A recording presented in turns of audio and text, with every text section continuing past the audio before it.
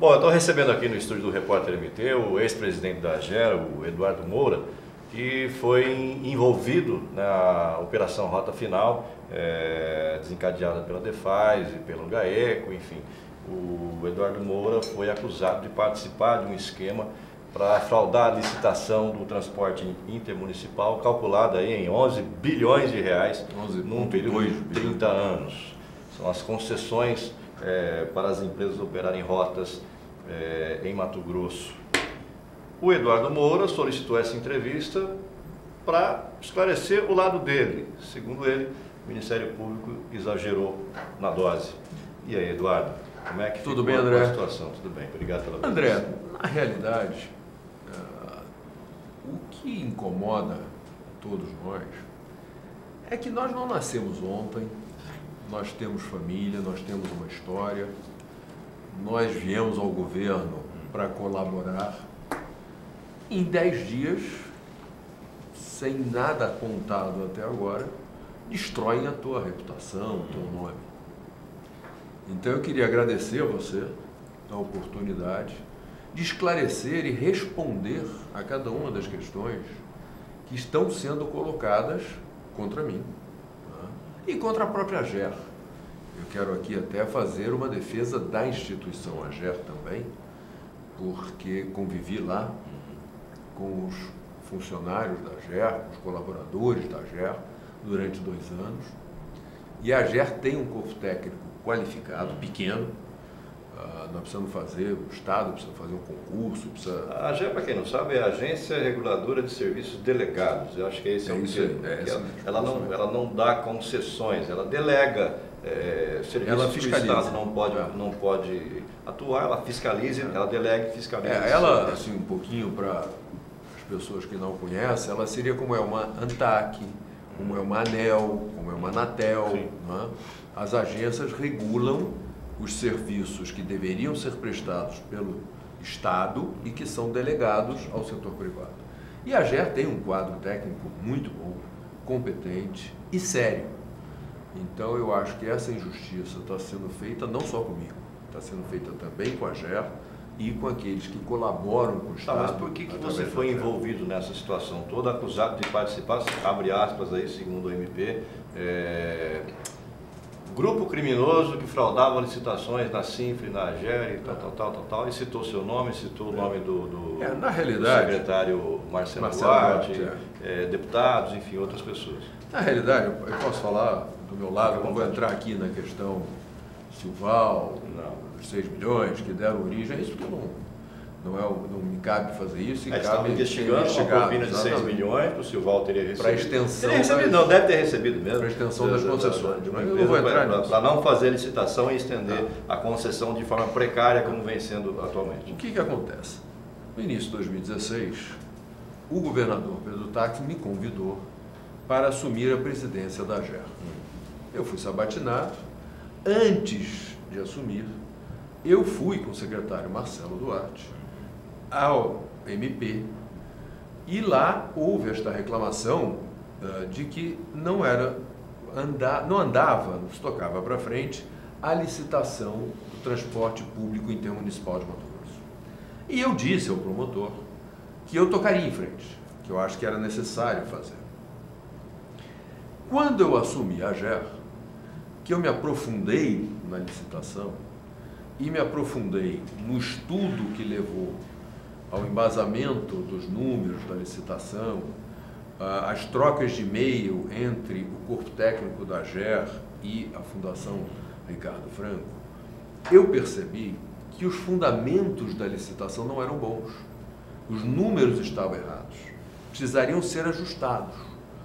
E aqui eu quero já fazer a primeira observação. Ninguém na AGER, nem o corpo técnico, nem eu, em momento nenhum fomos contra a licitação como está sendo colocado. Nós queremos fazer a licitação porque a ninguém interessa mais ter um mercado legalizado do que a própria AGER. A AGER, para exercer o seu papel de normatização, de fiscalização, o ideal é que esse mercado esteja regularizado, com contratos, com definições claras do que cada um tem que fazer, enfim. Agora, fazer uma licitação eivada de erros, eu não concordei em fazer. Por quê? Porque você vai ter uma licitação deserta, porque as empresas do setor, vamos dizer, que queiram entrar para cumprir o edital, não conseguiriam fazê-lo. E isso, inclusive, foi me dito por um proprietário de uma das maiores empresas de transporte do Brasil, quando eu questionei em Florianópolis, durante o congresso das agências reguladoras, porque ele não havia entrado na licitação de Mato Grosso, e ele foi muito claro: Eduardo, a conta não fecha. E, de fato, não fecha. Por que não fecha? Ela não fecha, eu vou te dar assim, por exemplo, a licitação prevê transportar 8 milhões de passageiros. Mato Grosso transporta 3,5, 4. Tem 4 milhões de habitantes. Não, mas não tem como transportar, André, pelo seguinte. Não tem. A cada ano vem caindo. Nós tivemos redução de linhas em torno de 37% no estado. Por quê? Porque hoje o estado está mais asfaltado. Tem avião. Tem avião. A partir do governo Lula, goste ou não goste, tem mais moto, tem mais carro, tá certo? Então mudou a vida. Né? Então o número de passageiros vem caindo, né? O número de linhas vem caindo, o número de frota vem caindo e a licitação, por algum milagre, dobrou esse número. A partir deste dado, quando você sai da premissa errada, todo o resto vem errado. Porque a quantidade de frota estava errada. Né? Eles pediam para cada mercado uma quantidade de veículos muito maior do que o necessário. O número de viagens, para você ter uma ideia, para quem conhece Dom Aquino, você conhece Dom Aquino, de Dom Aquino a Rondonópolis tinham 36 viagens de ida e 36 viagens de volta por dia. Só se levar a população inteira de Dom Aquino, todo dia a Rondonópolis trazer de volta. Então, ela tinha erros fundamentais. Eu fui ao governador. Quer dizer, nessa rota do Aquino Rondonópolis, o previsto de passageiros equivalia à totalidade da população. Não é a totalidade, mas Aquino, mais não ou tem menos. sentido você fazer 36 viagens no Aquino Rondonópolis e ele volta, tá certo? Vira táxi. Você vai a cada 10 minutos. Aí é quando não fica. E tinha outro, erros de percurso, percursos sem sentido, 8 municípios sem atendimento. Nenhum ônibus chegava. 8 municípios. Então, vários erros. Aí você pontuou esses erros. Eu pontuei, fui ao governador. E começou, entre aspas, travar essa licitação. Não, eu não travei. E te acusaram de estar travando para poder beneficiar o Não, eu não travei. É essa a história? Eles estão me acusando disso, mas eu não travei. Eu fui ao governador e disse: governador, essa licitação como está, ela está eivada de erros. Está com muitos erros. Não dá para fazê-la, porque o empresário não vai entrar. Pedimos uma reunião e tivemos uma reunião do promotor, o governador, o secretário Marcelo e eu. Ao colocar a necessidade de ajustar a licitação e não contra a licitação, de novo, nós nunca fomos contra a licitação. Nós fomos contra a maneira como a licitação foi montada, o que embasava a licitação em termos de números. Então, o que era a ideia nossa, a GER? Só para entender, de onde partiu a confecção dessa licitação? Essa licitação foi feita pela Fundação Ricardo Franco, que é uma fundação do Exército, ligada ao IME, lá do Rio de Janeiro. Que não tem nada a ver com a história nossa aqui. Não tem nada a ver com a gente e pouca experiência no setor. Tá? Muito pouca experiência no setor. Mas quem delegou isso? Isso foi contratado lá na época do governo Silval, pela gente. Então, enfim, não vou entrar no mérito, tá certo? Eu quero me ater após a minha entrada, vamos dizer. Então, o que era a nossa ideia da GER? Arrumar a licitação e fazê-la o mais rápido possível. Porque, de novo, é ruim para o Estado, é ruim para a GER operar como está sendo operado. As empresas não pagam ICMS, as empresas mal pagam taxa de fiscalização, você muitas vezes precisa fazer alguma movimentação, você não tem um embasamento, enfim.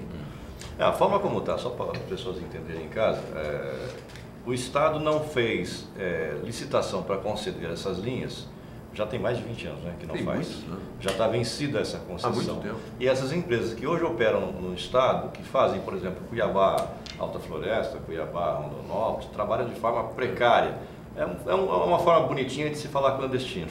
Eu acho que elas nem são clandestinas. Né? O problema é que elas não sem contrato. Ela não tem a concessão. Mas eu digo, mas elas são sem contrato. Não, é porque nós temos, vamos dizer, na E aí existe essa determinação para se licitar.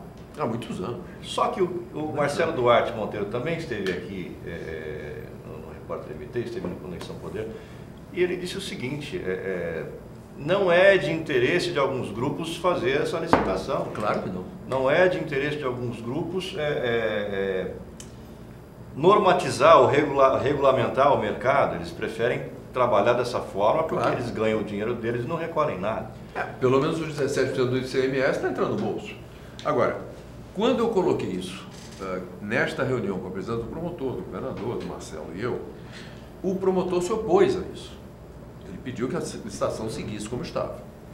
Eu disse ao governador que eu não faria a licitação assim. Porque está errado, eu não vim para fazer coisa errada. E o governador disse o quê? O governador passou para a Sinfra fazer. Aí ele tirou a atribuição da AGER. O que até faz um certo sentido jurídico. Sim. Porque é ruim quando a agência que vai regula, quem fiscalizar. Concede a Sinfra. É ruim se eu vou te fiscalizar, eu te concedo, não é bom. Então, foi até uma solução boa, até do ponto de vista legal, do ponto de vista estrutural. Ótimo. A partir desse momento, nem que eu quisesse, eu não tinha como atrapalhar a licitação.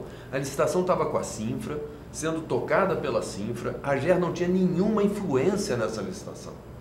Então, em momento nenhum, e aqui eu desafio o MP, quem for, a me apontar uma coisa que eu tenha feito para atrasar essa licitação. Só uma, diga uma. Porque até agora todo mundo, do conluio, tem pessoas ali que dizem que eu faço parte de um como é que você citou? Não, uma organização criminosa, que eu nem sei quem são. Licitação, que eu nem sei tem quem vários são. Nomes. Mas tem gente ali que eu não sei quem são. Tá certo? Então, agora, eu nunca atrapalhei, e como eles têm a degravação das conversas, eles devem ter conversas minhas com o secretário adjunto, Fábio Calmon, que agora está assumindo a AGER, e com a Samara, que cuidavam da licitação, cobrando deles celeridade na licitação. Tá certo? Então, por que a celeridade? Porque a minha esperança, e aí eu sou muito franco nisso, é que andando o deserto, a gente pudesse voltar a uma reunião com o governador, com o MP, com o Marcelo, e ajustasse os números. Porque o que acontece? De novo, voltando ao que eu falei antes. Quem fizer conta não entra. Quem entrar, vai entrar. À exceção da questão da Baixada aqui Cuiabana, porque aqui a conta fecha. É diferente, tá? Mas nos outros lotes, quem vai entrar... São 13 lotes, né? São 16 lotes. 16. São 8. O estado está dividido em 8 mercados, cada mercado 2 lotes. Então, quem entrar no estado, ou vai entrar, pagar a primeira parcela da concessão e não pagar as demais, judicializar. Judicializa, fala que está errado o número, que não dá para fazer e tal. Judicializa e vai tocando. Ou vai fazer como fez a empresa Novo Horizonte, que ganhou o mercado 7, que é aquele mercado de alta floresta, e passou a operar o mercado 7 e o mercado 8. Tá sem certo? ter licença. Sem ter licença, sem ter pago outorga, sem aí ter essa nada. empresa acusa o senhor e o secretário Marcelo Duarte de perseguição. De perseguição. Por quê? Porque nós passamos a fiscalizar, nós tivemos denúncia e fomos fiscalizar e passamos, de fato, a autuá-los e chegamos a rebocar o ônibus deles, porque eles estavam fazendo coisas para as quais eles não eram autorizados. E é importante dizer duas coisas. Primeiro, não foram só eles fiscalizados, não foram só eles autuados, não foram só eles revocados, várias empresas do setor foram, tá certo? Agora, aquelas empresas que não têm contrato, por incrível que pareça, cumprem o combinado. Porque hoje o que tem é um combinado, tá certo? Cumpre o combinado. Esta empresa, e eu reconheço, se ela for operar só o mercado 7, da maneira que diz o edital, provavelmente a conta não fecha, tá certo? Agora, Ela sabia disso quando entrou na licitação e ela sabia disso quando assinou o contrato. Ela não foi obrigada a assinar o contrato. Então, se ela assinou... Ela já entrou de caso pensado, bom, eu entro lá, depois eu vejo o que eu faço. Exatamente. É mais ou menos isso. É mais ou menos isso. Eu dou o meu jeitinho e ganho... Eu entro lá e faço... Eu não sei como é que ela opera fora de Mato Grosso. Enquanto eu estive na AGER, ela não fez isso. Tá certo? Porque não é correto. Não é correto. E tem mais uma coisa. Está saindo agora, foi de novo adiado, mas agora em junho, a nova licitação. Inclusive deste Mercado 8. Como é que alguém vai entrar na licitação se tem alguém operando o Mercado 8? Não entra. Gera uma insegurança jurídica. Então isso tudo é desta maneira, André, que a coisa funcionou. Agora, estão me acusando, porque estão inclusive misturando coisas. O que estão misturando? Pegaram um trecho de uma conversa minha com o secretário Luiz Carlos Nigro sobre uma questão do fretamento turístico. E já misturaram isso com eu estar negociando uma lei com o deputado Gilmar para prejudicar o transporte intermunicipal. Misturaram tudo e não esclareceram nada. O que é este fato? Como você bem colocou, a AGER é a Agência Reguladora de Serviços Delegados.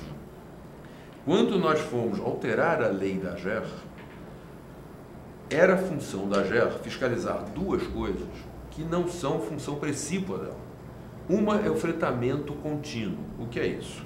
Uma empresa, a Bimetal, do nosso ex-prefeito Mauro Mendes, contrata uma empresa de ônibus para recolher os seus colaboradores pela manhã e levá-los até a Bimetal. E à tarde, levá-los em casa. Isso é uma relação eminentemente privada, isso não é uma concessão do governo. O que a AGER tem que fiscalizar isso? Nós já tínhamos pouca gente, novas concessões de estrada, então tiramos isso da lei. E também fazia parte do escopo de trabalho da AGER a fiscalização do fretamento turístico. Você aqui com seus 12 funcionários contrata uma empresa de ônibus turístico, diz, olha, vamos fazer uma confraternização em Chapada. O ônibus vem aqui, pega o seu pessoal, leva em Chapada, traz de volta. Não é um serviço delegado, não é uma concessão. Tirei fora também da lei. Só que quando você faz a lei roda nos setores afetados. Rodou na Secretaria de Junta de Turismo, rodou na Sinfra, etc. O secretário Nigro me chamou e disse, Eduardo, eu não tenho condição de fiscalizar isso. Eu não tenho estrutura para isso. Tem como você continuar fiscalizando e eu fico com a parte de cadastro? E eu disse ao Nigro, eu não gostaria de ficar fiscalizando isso, porque eu tenho muita coisa para fazer lá e com pouca gente. Mas ele pediu, ele disse que não tinha estrutura, então tá bom. Então o que eu combinei com ele? Nigro, então eu prefiro ficar com a fiscalização e o cadastro. Porque as empresas do transporte intermunicipal, por exemplo, para elas se cadastrarem, o ônibus passa por uma vistoria. Então eu prefiro fazer isso, para ter segurança do veículo que vai estar operando. E como a lei já estava pronta, e na minha cabeça, naquele momento, ela poderia estar já indo para a Assembleia, eu falei para ele, eu digo, Nigro, vamos fazer o seguinte, então, para não alterar a lei, eu vou combinar com o deputado Gilmar, mas aí é importante esclarecer, não era o deputado Gilmar, era o líder do governo na Assembleia Legislativa. O deputado Gilmar era o líder do governo na Assembleia Legislativa. Vamos combinar com o deputado Gilmar, ele faz uma emenda, voltando com essa questão turística para a lei. Lei é feita assim, gente. Lei não sou eu que me tranco num quarto escuro, escrevo, escondo e ponho... Não. Onde entra o deputado Pedro Satélite nessa história também? Não, o Pedro Satélite entrou porque aparentemente contrataram o filho dele. Ele também é ligado à empresa. Ele tinha empresa de ônibus há muitos anos. Aviação Satélite. O nome dele Satélite vem ele não opera há muitos anos. Não, mas o Pedro, nesse aspecto, não tem nada a ver.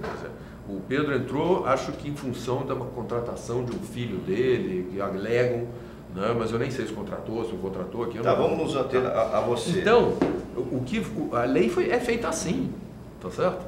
E esta questão não tem nada a ver com a licitação, não tem nada a ver com o transporte intermunicipal, era uma questão da AGER reassumir uma atividade que nós tínhamos tirado. Só isso, não tem nada demais. Tá certo?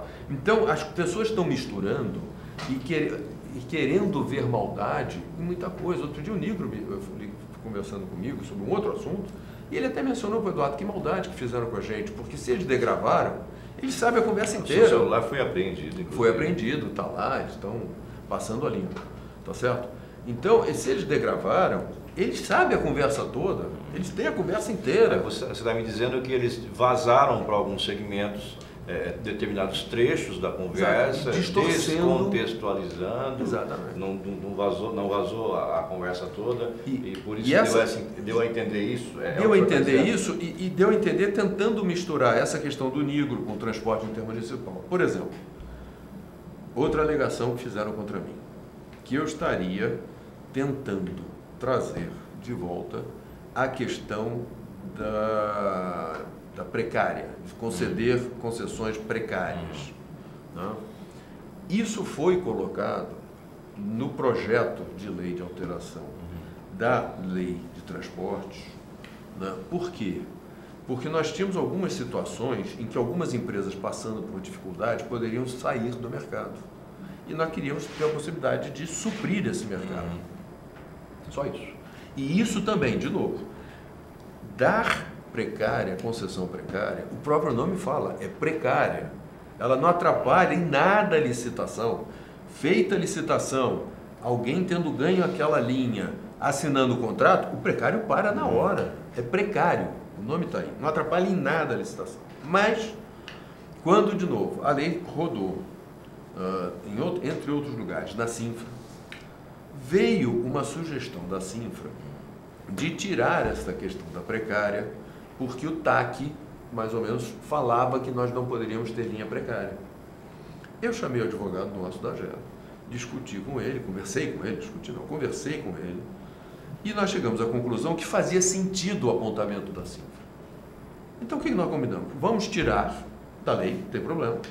E se acontecer o que nós estamos achando que pode acontecer, a gente faz como foi feito na rodoviária, que está até sendo questionado agora, faz um emergencial, uma contratação emergencial para suprir uma lacuna. Então, a precária nem foi para a versão final da lei, mas já estão acusando que tem precária para beneficiar. Não beneficia ninguém, pelo contrário. É uma coisa muito complicada, porque provavelmente nós vamos ter todo dia pedido de precária e ter que cancelar. Eu, inclusive, cancelei precárias. Ao invés de conceder, eu cancelei. Eu estou impedido de conversar com o pessoal da GER. Falam ali que a GER concederia. Eu tenho a impressão, não vou afirmar porque eu não me lembro, que a questão da precária não seria concedida pela GER. Porque uma coisa que nós sempre discutimos muito na GER é que a GER recomenda, mas quem faz a concessão é a Cinfra. Então, eu não vou afirmar aqui porque eu não tenho mais a versão da lei na cabeça, mas que eu me lembre não deve ser bem assim. Agora, de qualquer forma, a precária não foi para a versão final da lei, porque, como eu disse, lei é feita assim, é conversado, alguém diz, olha, não faz assim, que não tá, é melhor não fazer, não foi feito, tá certo? Mas, de novo, voltando ou não à precária, em nada atrapalha a licitação, porque a linha precária, do momento que a Cinfra quiser, ela para aquela linha. Então, não atrapalha. Agora, o que aconteceu? Algumas linhas tiveram decisões judiciárias, pararam algumas linhas, eu não pude indicar ninguém e acabou se dando mais horários para essas empresas que já estão operando aí. Quer dizer, se eu tivesse a possibilidade de botar uma concorrência, eu teria posto, não podia botar. Então acabou beneficiando indiretamente quem já está aí, tá certo? Então as coisas estão todas distorcidas, tudo distorcido e tudo eu acho com a intenção assim de... Não sei. Quem tem essa intenção de... Eu não sei te dizer, eu acho que ao discordar, eu incomodei muita gente, entendeu? Ao discordar de caminhar com a licitação como ela estava, e eu sempre friso isso, porque o que mais me acusa é que eu estava tentando, em momento nenhum eu fui contra a licitação, mas sim como ela estava. E eu quero te dizer mais, André, se tivessem seguido a minha sugestão, a equipe da GER, com a sua competência, junto com a equipe da Cinfra, nós teríamos ajustados esses números até o final de 2016 com muita tranquilidade, porque nós temos esses números, e com certeza teríamos feito esta licitação até meados de 2017.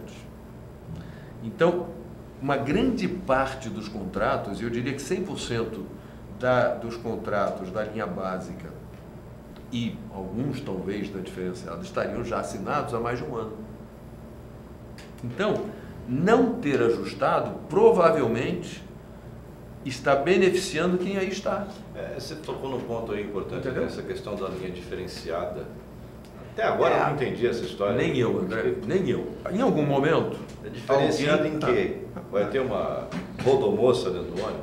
Só se O for. ônibus é o mesmo. Em algum momento, alguém disse, não, mas não pode ser monopólio, tem que ter duas linhas no trecho. E alguém também, não sei de onde veio isso, inventou a linha diferenciada, que forçosamente tem que ser mais cara do que a básica. 30% mais cara. 30% do que a básica, tá certo? E ela tem alguns trechos que ela é mais direta, vamos dizer. Ela tem menos parada. Só que os ônibus que operam em Mato Grosso, eu digo isso com muita tranquilidade, são os melhores ônibus que existem hoje. Então, o ônibus que vai operar a diferenciada é o mesmo ônibus que opera a básica. Então, por que eu vou pagar 30% a mais? Se vai direto, alguém pode pagar, mas a maioria não vai pagar 30% a mais para andar no mesmo ônibus, com o mesmo assento, com o mesmo leito, com o mesmo tudo. Até porque existe uma questão no edital, mas que não sei se está sendo cumprida, que tem que haver um distanciamento entre bancos maior. Não sei se está sendo cumprido. Porque eu saí, não sei se está sendo cumprido. E tem erros, por exemplo, na licitação, porque tem lugares que, por erro, de novo, do edital, da licitação, você não tem a opção de ir na básica. Você só pode ir na diferenciada. Você é obrigado a pagar 30% mais caro.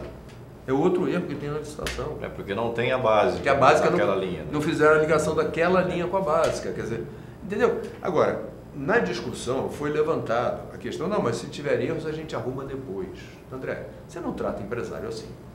Por duas razões. Se vem uma empresa, ganha, e eu arrumo depois... Ela vai judicializar. Quem não entrou vai judicializar. Você, não, peraí, se era para arrumar, eu teria entrado. Eu não entrei porque eu acreditei que o edital era isso. Eu não posso escrever no edital, olha, amigos, tem erro, eu vou arrumar depois. Então, como é que arruma depois? Como é que faz isso? Tá certo? Então, tem dado do Exército, não sei como é que vai ser esse novo. Agora, eu posso assegurar você... Ela foi adiada para o dia 14, acho que é 20 de junho, 14 de junho. É junho, assim. é junho. Quer dizer, mais uma vez foi adiada.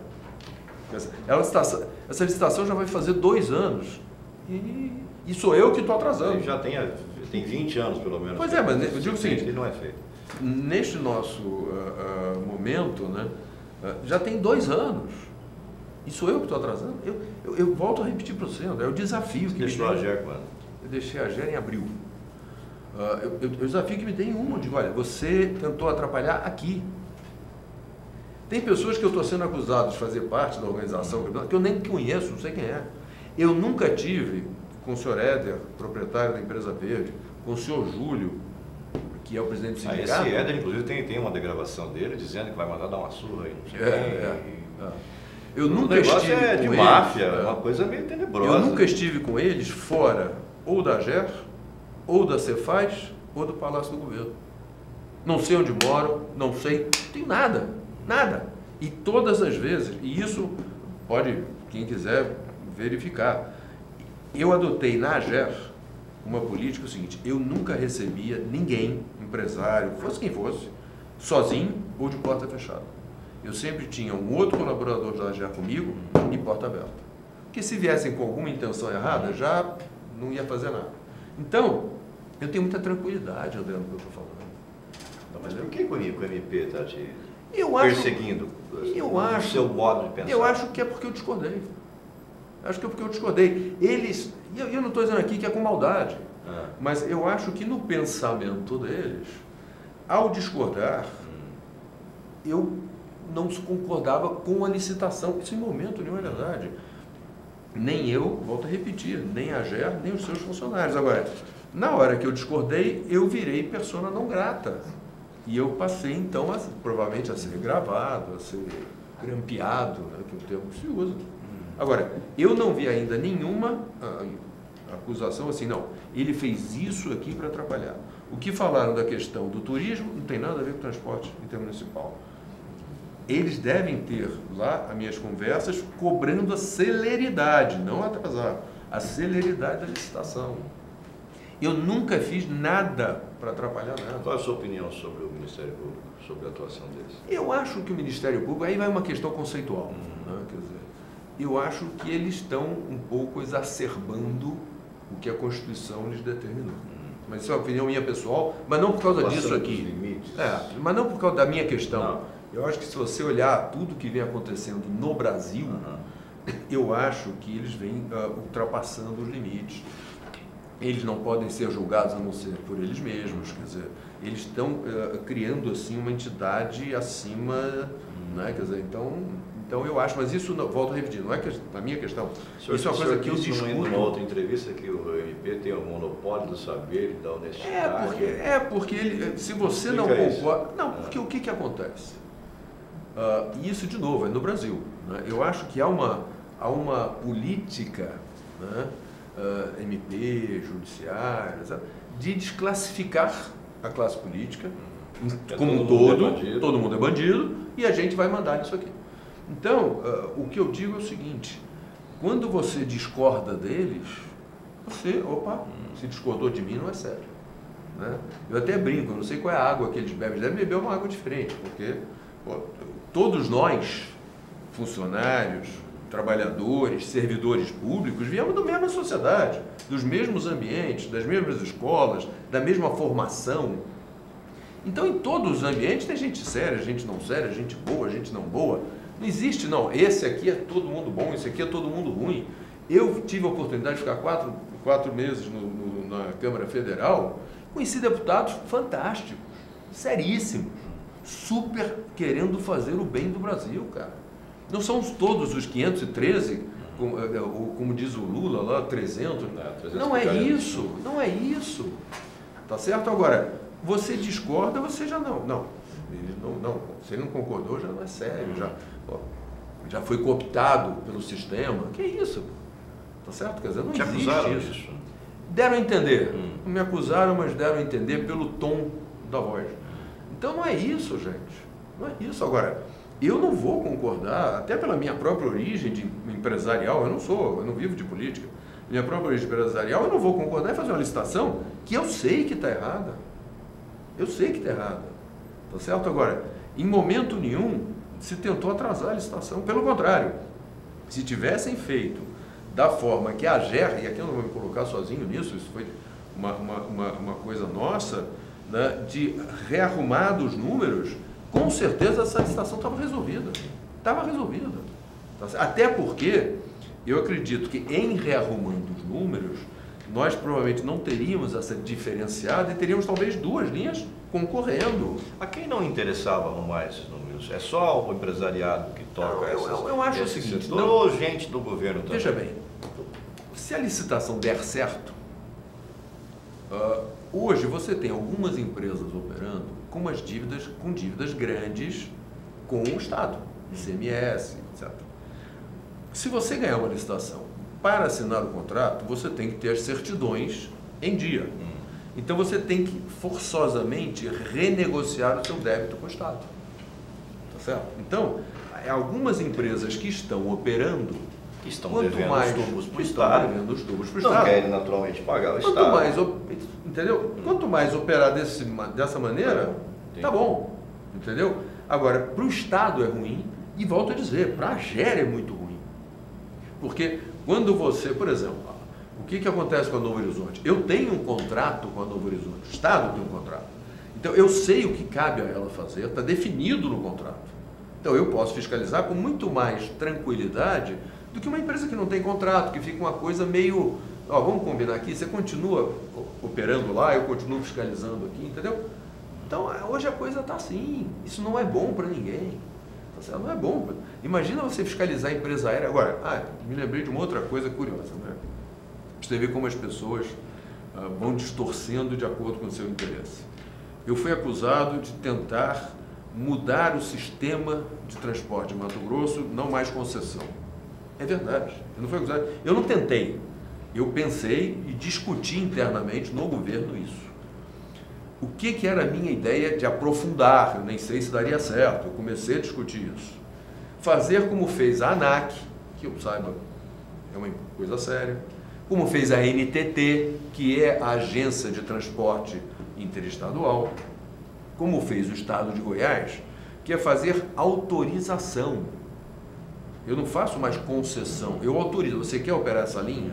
Tá bom. No caso nosso, teria que ser o mercado. Você foge da burocracia toda. Eu fujo da burocracia, eu fujo um pouco assim da negociação. Autorizar o cara, vai. Tá certo? O que eu tenho que saber é o seguinte, quantas empresas cabem nesse mercado sem que aconteça autofagia. Sim. Tá certo? Mas é o sistema que a NTT foi, é o sistema que a ANAC foi, os aviões hoje voam assim. Autofagia, para quem não sabe, é você se comer. Se comer. Vamos colocar então, popularmente falando. A NTT foi para isso, Goiás está indo para essa linha. Tá certo? Quer dizer, então eu discuti isso mesmo, mas nem chegou perto de decidir isso. Eu fui na NTT conversar, recebi um pessoal de Goiás para ouvir, eu estava começando a ouvir, porque eu achei interessante, porque se tiver concorrência, provavelmente você vai ter um serviço melhor e preço mais baixo. Ah, mas essa tua teoria não agradou. Acho que não agradou, porque estão me acusando que eu queria mudar o sistema de transporte. Eu pensei em mudar, estava começando a discutir isso, continuo achando que faz sentido, mas não estou ainda gabaritado para dizer é bom ou é ruim. Nós tivemos na NTT, a NTT está tateando ainda nesse sistema, é novo para ela, a ANAC está indo bem, né? Obviamente que são caras as passagens, mas se você for olhar, hoje se viaja muito mais de avião do que se viajava. E não é só porque ganha-se mais, é que as passagens proporcionalmente estão mais baratas. Tá isso. Se você pegar um ônibus aqui para Alta Floresta, custa mais caro que o avião. E tantos reais. De repente, uma passagem aérea fica mais ou menos exatamente. mais. Então, é isso que eu estava querendo levar para o ônibus. Tá, vamos politizar a coisa. O senhor faz parte daquele grupo que assinou a carta de repúdio contra o governo. Sim. O senhor é do PSD, do grupo do ex-vice-governador Carlos Fávaro. E, curiosamente, 2 dias depois de o senhor assinar aquela carta, veio essa operação para cima do senhor. O senhor, de alguma forma, pensa que, de repente, o governador Pedro Táxi te retaliou? Deixa eu falar. Eu até na primeira entrevista, o dia que eu fui entregar meu telefone, eu falei que era o jeito Pedro Táxi de fazer política, que me estranhava 2 dias depois de assinar a carta. Refletindo melhor, mas... Porque aquele dia, realmente, eu estava em São Paulo, não estava nem em casa, recebi uma ligação que fizeram uma busca e apreensão na minha casa, eu não sabia nem o que era, tá certo? Quer dizer, chegando aqui, obviamente que, eu sei que eu não devo nada, eu sei que eu não fiz nada errado, você fica revoltado, cara. Você tem um nome, eu tenho filha, eu tenho vizinhos, eu tenho amigos. Aí fica todo mundo te apontando, né? Quer dizer, e amanhã, quando descobrir que não tem nada, não vai estar manchete. Não. Aí o teu vizinho vai continuar olhando para você e dizer, esse cara fez rolo, hein? Tá certo? Então, naquele dia, eu falei isso mesmo. É o jeito, vamos dizer, Pedro Táxi, porque o Pedro é aquele negócio do dossiê, né? Todo mundo com medo, não, eu tenho o dossiê do fulano, o Pedro faz um pouco a política, um pouco do terror, é um pouco isso. Mas não teria dado tempo, foram 2 dias depois da carta. Não teria como... Não teria como, tá certo? Articular uma essa operação, é uma investigação... Isso é uma teoria da conspiração. Exatamente, então é isso que eu estou querendo colocar aqui, quer dizer, eu disse isso. É meio absurdo. Acho que é o jeito do Pedro Táxi fazer política, um pouco a questão do dossiê, dessa coisa toda, mas esta operação especificamente, ela deve ter nascido, imagino eu, na delação do ex-governador Silvão Barbosa, sim, quando ele fala dos 6 milhões. 6 milhões que ele recebeu. Novo Horizonte que teria pago? Não. Pelo que eles dizem, eu não sei se é o sindicato, se foi o Éder, tem que ver. Ele recebeu 6 milhões, para prorrogar os contratos. A situação como estava. E de fato ele fez um decreto prorrogando, só que o governador Pedro Táxi fez um outro decreto acabando com esta prorrogação no ano de 2015. Então essa investigação deve ter nascido ali. Em algum momento mandaram me incluir na investigação, talvez no momento que eu discordei e que aí passaram a entender que eu, ao discordar e ao ser presidente da AGER, já estava cooptado pelos barões do transporte, empurrando a licitação para frente, o que não é verdade, como eu já falei aqui várias vezes.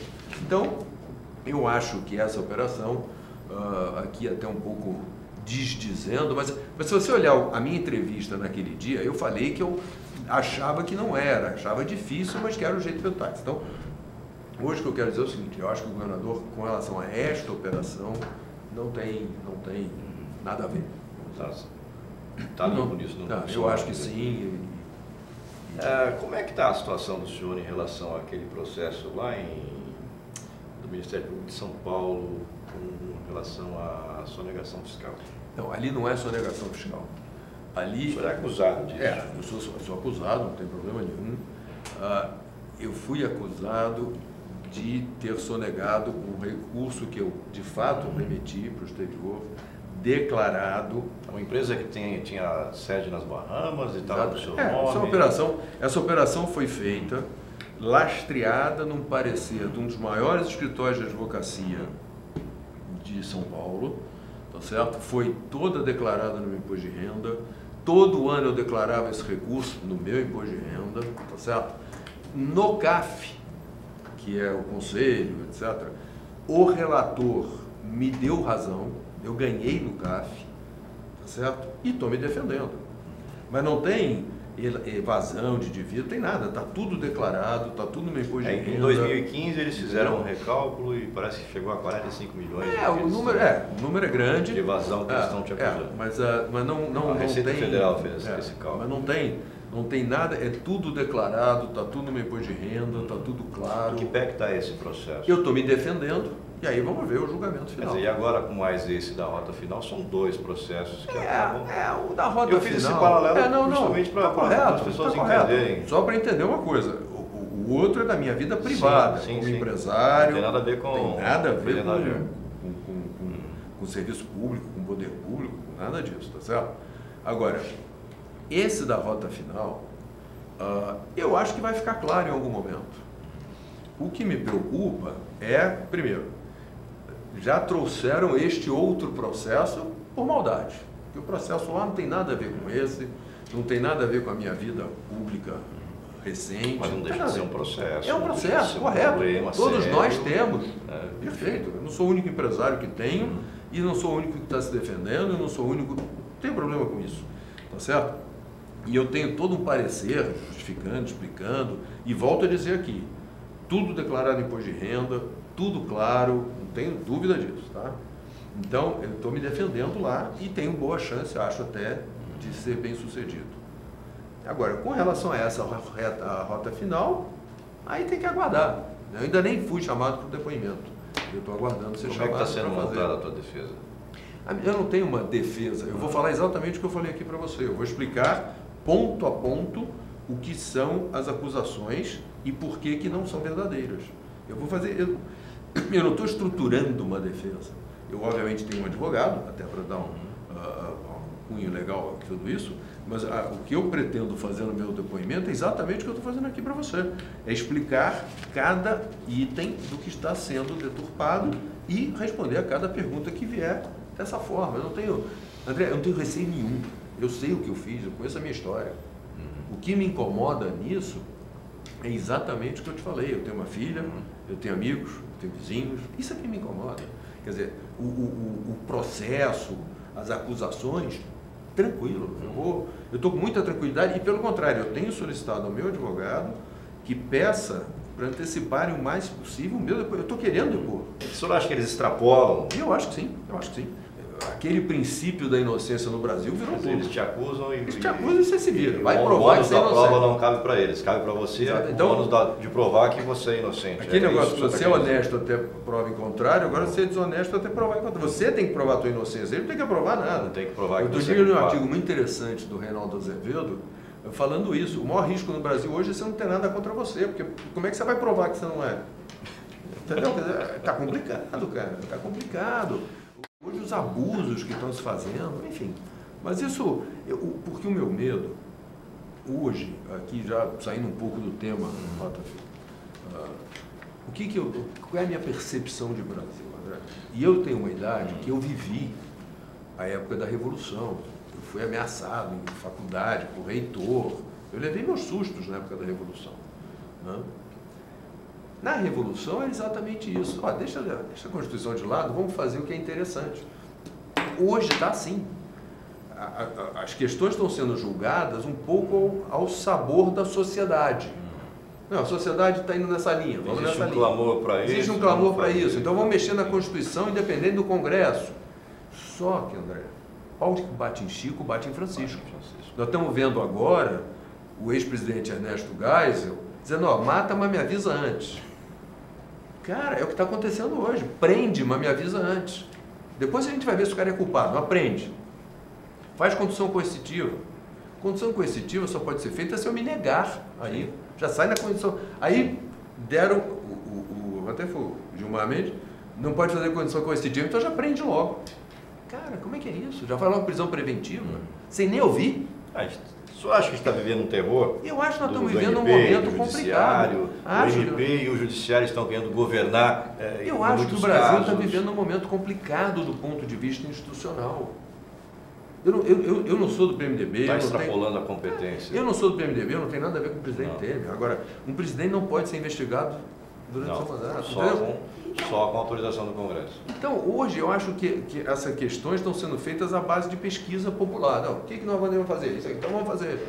Não é assim, cara, porque você gera uma insegurança jurídica.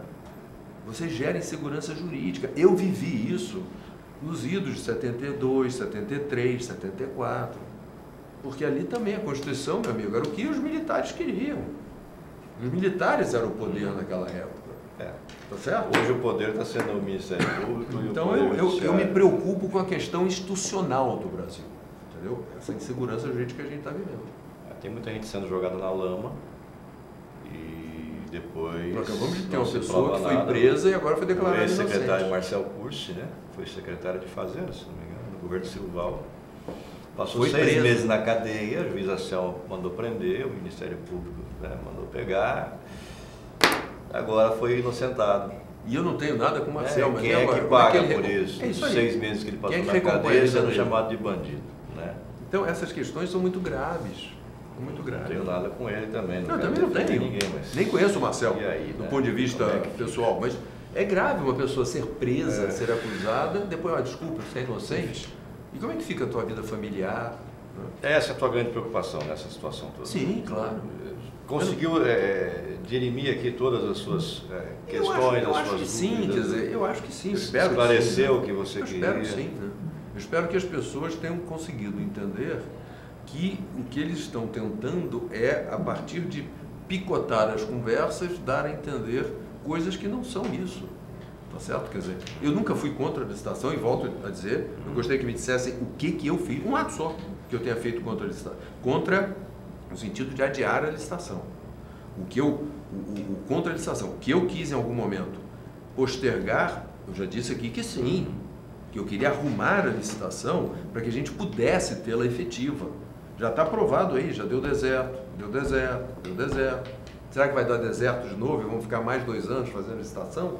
Isso só beneficia quem está operando aí.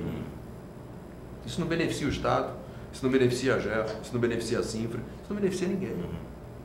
Mas pode beneficiar alguém, né? Não, alguém beneficia, claro. Alguém lá de dentro. Tá certo, mas então... de dentro que eu falo é de dentro do poder público, que não está nem aí para... Pega a questão do turismo, já mistura com o transporte intermunicipal. Pega a questão do cadastro. Então, sabe, não tem jeito. Eduardo, obrigado pela tua presença aqui. Obrigado a você pelo tempo. Você vai precisar. Te agradeço. Obrigado. Tchau. Obrigado.